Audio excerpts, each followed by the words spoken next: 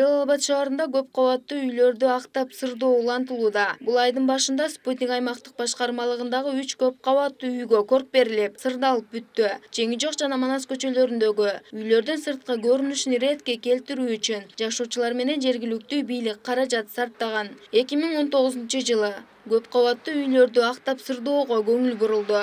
Шаар мэри Мураталы Тагаевдин демилгеси менен бир катар үйлөрдүн сырты боелуп, көрк кошулду. Жергиликтүү жашоочулар демилгени колдоого алып, биргеликте ишке ашырылды. Белгилей кетсек, Жалал Абад шаарында 200дөн ашуун көп кабаттуу үй бар. Актап сырдоо иши алдыда да улантылат.